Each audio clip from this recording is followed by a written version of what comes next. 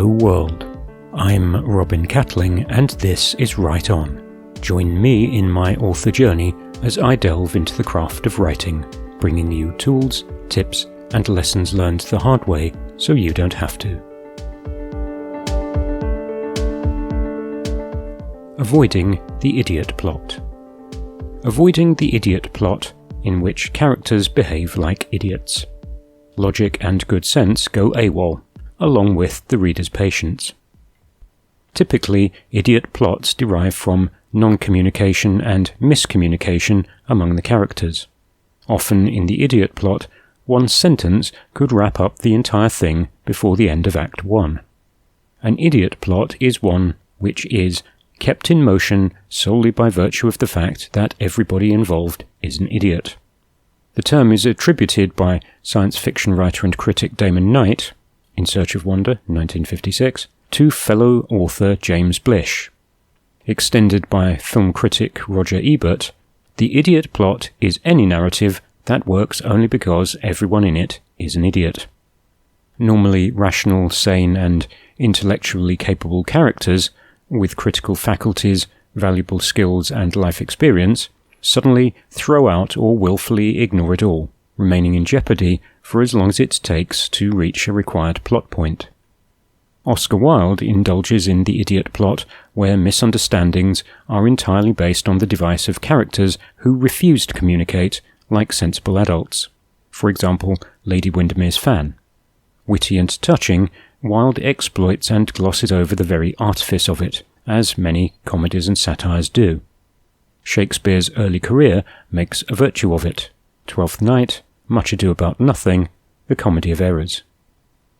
Characteristics of the idiot plot. Idiot plots include 1. Mistaken identity, which could be cleared up by a simple question. Who exactly are you? 2. Mistaken love triangles. Similarly, are you in love with X? Unexpected betrayals, where the clues to the traitor were in plain sight all along. 4.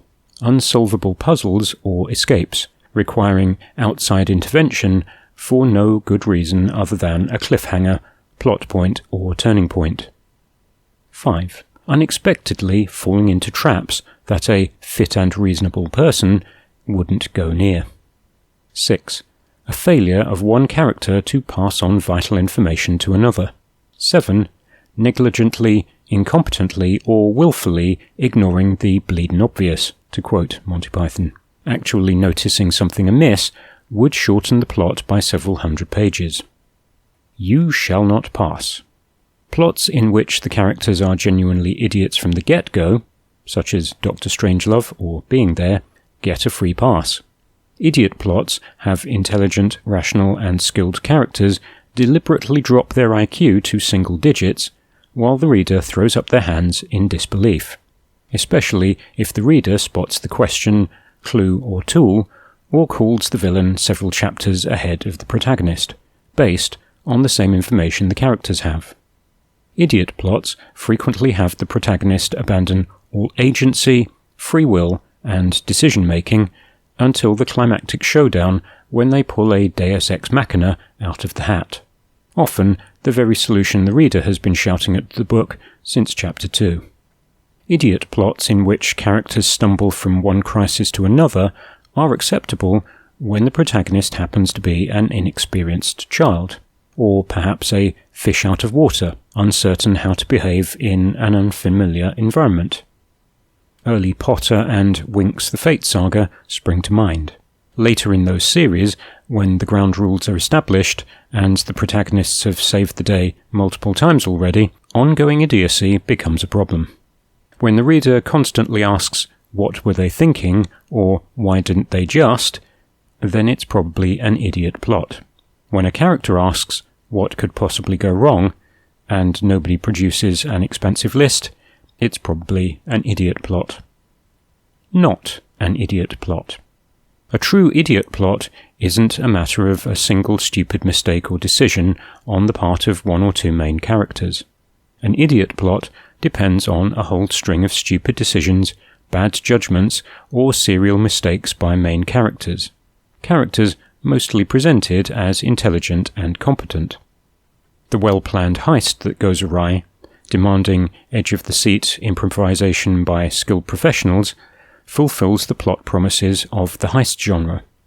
Failure to account for basic threats such as security cameras, guard dogs, bad disguises, or the ability of the genius-level antagonist to anticipate intruders points to an idiot plot. Pride and Prejudice, yes, collector sticker, relies on two character flaws: Darcy's pride and Lizzie's prejudice.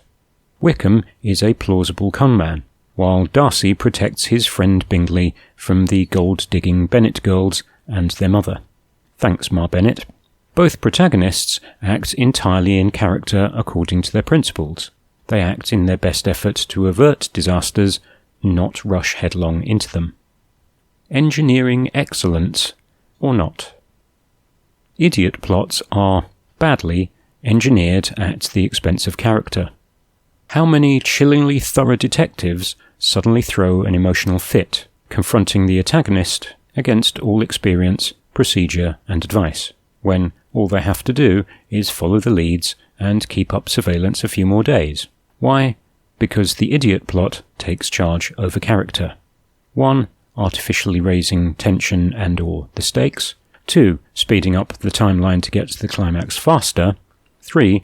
Relieving the author of the need to plan, outline, or rationalize the half-baked plot they can't be bothered to write in full. Damon Knight went on to define the second-order idiot plot. This is a narrative in which not merely the principals, but everybody in the whole society has to be a grade A idiot, or the story couldn't happen.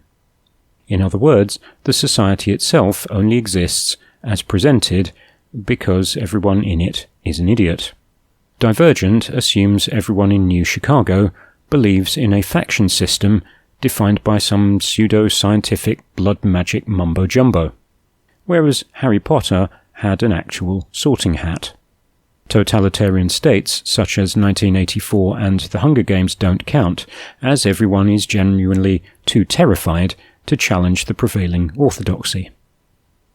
Avoiding the idiot plot. So what is the solution? 1. Outline your plot. Yes, really. The idiot moments will jump out at you. 2.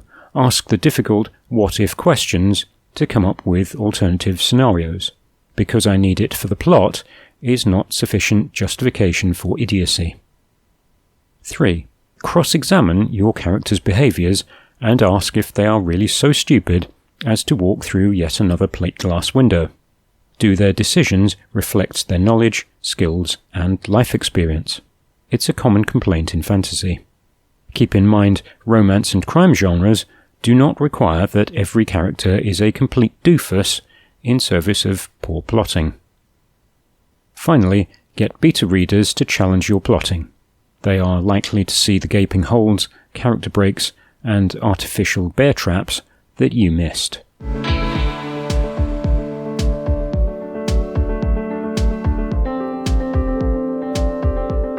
That's all for this time. Thanks for stopping by. You can like and subscribe to the channel, or go to robincatling.info to check out the blog.